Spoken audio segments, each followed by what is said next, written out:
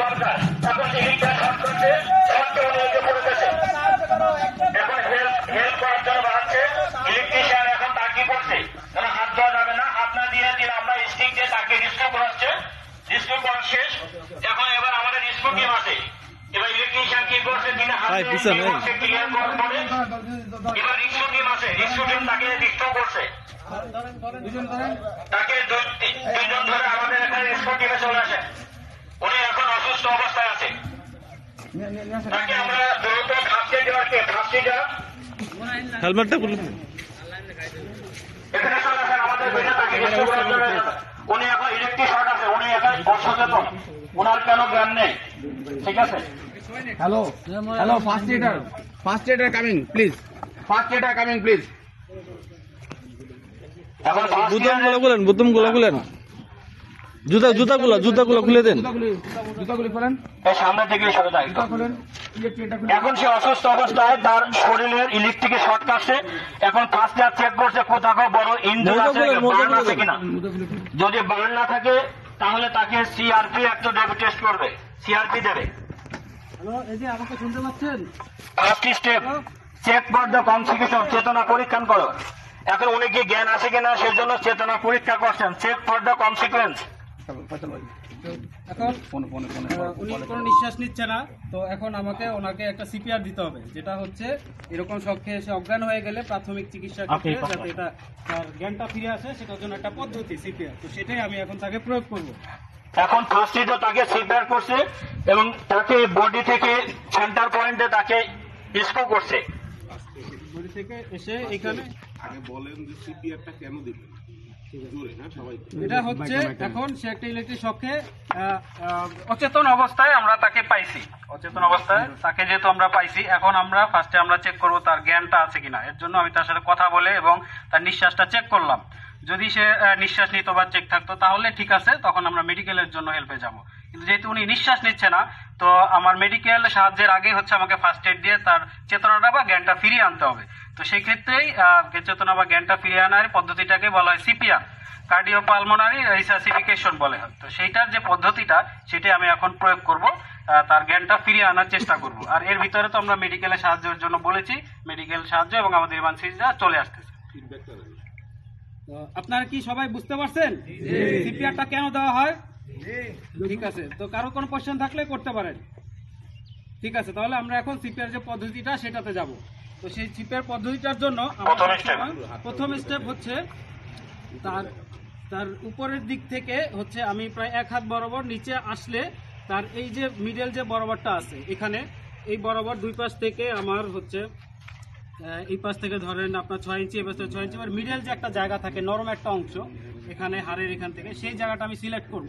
সেই জায়গাটা সিলেক্ট করার পরে আমার হাত দিয়ে হচ্ছে এইভাবে, প্রথম হাতটা এখন থাকবে, দ্বিতীয় হাতটা দিয়ে আমি হচ্ছে আপনারা সবাই হাত উঁচু করেন, সবাই, ঠিক আছে, সবাই দুই হাত হ্যাঁ, সবার দুই হাত কিভাবে সিপিআর করতে, how to CPR the hand.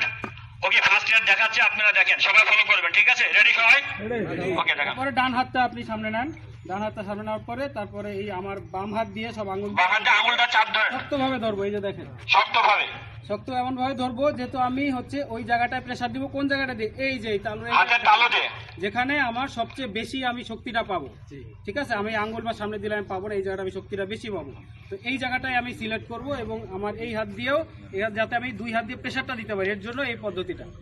তো এভাবে আমি এটা সিলেক্ট করে একদম এই যে মিডল বরাবর এখানে আমি ধরলাম। ফার্স্ট এডে তিনি হাতটা জায়গা সিলেক্ট করছে, এবার হাতটা শক্ত হয়ে করছে এবং ওখানে তিনি কি করবেন, চাপ দেবেন। ধরার পরে আমার এখন এখানে হচ্ছে 30টার মতো আমি এখানে প্রেসার দিব। সেই প্রেসারটা হচ্ছে আমার এখানে যেটা হচ্ছে 5 থেকে 6 সেন্টিমিটার, যাতে আমার একটু গভীরে যায়। ঠিক আছে, এটা হচ্ছে আপনার আনুমানিক বা আপনার অনুযায়ী আপনি বুঝবেন যে আসলে তাই কতটা আমি দিচ্ছি এবং কতটা প্রেসার। বেশি জোরেও কিন্তু দেওয়া যাবে না। তো সেক্ষেত্রে এখান থেকে দিয়ে একদম আপনি মোটামুটি গায়ের শক্তি দিয়ে তারপর হচ্ছে এটা দিতে হবে, যে হালকা হালকা এরকম দিলাম, এরকম দিলে হবে না। ঠিক আছে, যেহেতু উনি এখন সুস্থ আছে, আমরা এটা প্র্যাকটিস দেখাচ্ছি, তো সেক্ষেত্রে আমি কোনো জোরে প্রেসার দেবো না, কিন্তু আমি দেখাচ্ছি এভাবে। আপনি যদি নিচে হয় সেক্ষেত্রে আপনি শুয়ে এরকম বসে আপনার ইজি হয়ে, তারপর যাতে পুরো শক্তিটা আপনার হাতের এখানে যায়, এখানে গিয়ে তারপরে তার রুগী দিয়ে খেয়াল রাখবেন এবং আপনি এখানে চাপ দিয়ে থাকবেন এইভাবে। সবাই বুঝতে পারছেন? সবাই কতবার দিতে হবে আবার বলেন, কতবার? 30 বার দেবেন। 30%। প্রথম স্টেপ 30 বার দেওয়ার পরে তারপর হচ্ছে আমার তার আবার পার সেকেন্ডে 2, প্রতি সেকেন্ডে 2 বার। তারপর হচ্ছে তার নিঃশ্বাসটা আমার আবার চেক করতে এবার 30-15টা দেওয়ার পরে তার ওই রোগীকে দেখতে হবে যে তার কোনো চেতনা ফিরছে কিনা। আপনি চেক করেন, মুখে বা নাকে দিয়ে চেক করেন, নাক দিয়ে আমি দেখবো সে হ্যাঁ ঠিক আছে কিনা, উনি চেতনা ফিরছে কিনা। তারপর মুখটা ইয়া করবো, না তার কোনো চেতনা পাচ্ছি না। এবার গালটা হা করে দেখেন যে ওনার কোনো চেতনা আছে কিনা। না, না, কোনো চেতনা এখনো ফেরে নেই তাকে। তো এই ক্ষেত্রে হচ্ছে এখন আমরা কি করব, তাকে সিপিআর দেখার পরে তাকে আমরা কল করব। তারপর হচ্ছে এখানে আরেকটা জিনিস আমরা করতে হয়, সেটা হচ্ছে এই সিপের পরে 30টা দেওয়ার পরে যখন আমি দেখলাম যে তার নিঃশ্বাস এখনো ফেরেনি, এখানে আরেকটা স্টেপ আছে, সেটা হচ্ছে তার মুখের সাথে আমার মুখ দিয়ে আমার ফু দিয়ে তার ভিতরে আর কি বায়ু, হ্যাঁ এটা হচ্ছে Provide oxygen। চেষ্টা করলাম, হইলো না, তাই আমি মুখ দিয়ে এখন তার শরীরে অক্সিজেনটা দেওয়ার চেষ্টা করবো। সেক্ষেত্রে এরকম মুখটা খালি করে পুরো আমার মুখ দিয়ে তার মুখটা আটকে তারপর ফু দিব, ঠিক আছে, 2 থেকে 3 বার এরকম জোরে জোরে শিষ্টানে, মানে তার শরীরের ভিতরে বায়ুটা প্রবেশ করানো। এই পদ্ধতির পরে আবার যখন দেখলাম যে না তার এখনো জ্ঞান ফেরেনি, তখন আবার আমি আরো 30টা এইভাবে দিব সিপিআর, এইভাবে একদম শক্ত। তখন তো আপনি আবার হাত চেঞ্জ করে নিতে পারেন আপনার সুবিধার জন্য, কিন্তু হাত যেন বেঁকা না, হাত যেন স্ট্রেট থাকে, কোনো কেন যেন বেঁকা না হয়। একদম কর্নার এরকম দিবেন, আপনার পুরো হাত ধরে যে এরকম কিন্তু ধরতে পারেন না। আমি কিন্তু কিভাবে করতে সেটা দেখেন, এই জায়গাটা দিয়ে শুধু আমি প্রেশারটা দিব, দিয়ে এরকম শুধু এখানে আবার 30টা দেওয়ার পরে তারপর আমরা আবার সে আগের মতো তার নাক দিয়ে দেখবো তার নিঃশ্বাস নিচ্ছে কিনা, মুখ দিয়ে চেক করবো। তো আলহামদুলিল্লাহ ইনশাআল্লাহ এই প্রস্তুতিতে বেশিরভাগ ক্ষেত্রে আমাদের রোগীর শেষ ফিরে আসে, এবং যদি তারপরও না আসে তারপর তো এর ভিতরে আমাদের মেডিকেল টিম চলে আসতেছে। এখন আমাদের সিপিআর দেওয়া শেষ, এখন উনি সচেতন হয় নাই, উনি এখন অজ্ঞান অবস্থায় আছে। এখন আমাদেরকে ইমিডিয়েটলি তাকে হাসপাতালে নিতে হবে। Ambulance ready, start. এর আগে এই যে আমাদের আসতেছে আমার সিপিআরটা দেওয়ার পরে রোগীকে একটা পজিশনে আমার শোয়াইতে হবে, সেই পজিশনটা হচ্ছে তাকে এইভাবে পাশে শোয়াইতে হবে। হ্যাঁ, এই সময় বসেন, আসবেন না, বসেন লাইনে বসেন। জাস্ট ওখানে কি করবে। থাকবে তার মাথার নিচে এইভাবে দিয়ে হাতটা সোজা থাকবে। এখন ও মোটামুটি চেতনায় ফিরছে একটু, ঠিক আছে। এখন রিল্যাক্সের জন্য ডান হাত নিচে এবং বাঁ হাত উপরে এভাবে রাখলাম। এখন আমাদের অ্যাম্বুলেন্স আসছে, ঠিক আছে। এখন ওকে আমরা সিপিআর দেওয়া শেষ, স্বাভাবিক কিছু সুস্থ, ঠিক আছে। এখন এই অবস্থাকে এখানে ট্রিটমেন্ট করা সম্ভব না, এই জন্য আমাদের এমার্জেন্সি আছে, এমার্জেন্সি অ্যাম্বুলেন্স।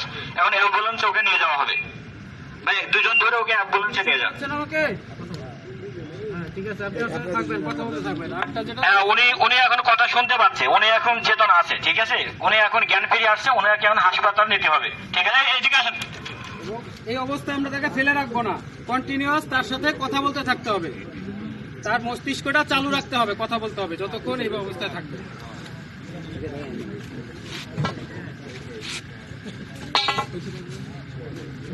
ওই 2 জন করবে।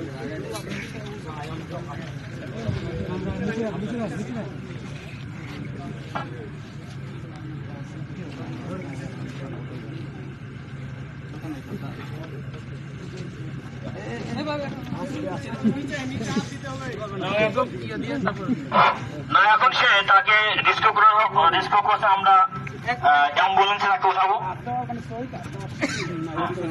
আমি আরেকটু বলে রাখি, এই পিছন ডানাটা খুলে দেন, বা পিছনে নিয়ে দাঁড়ালেই হবে।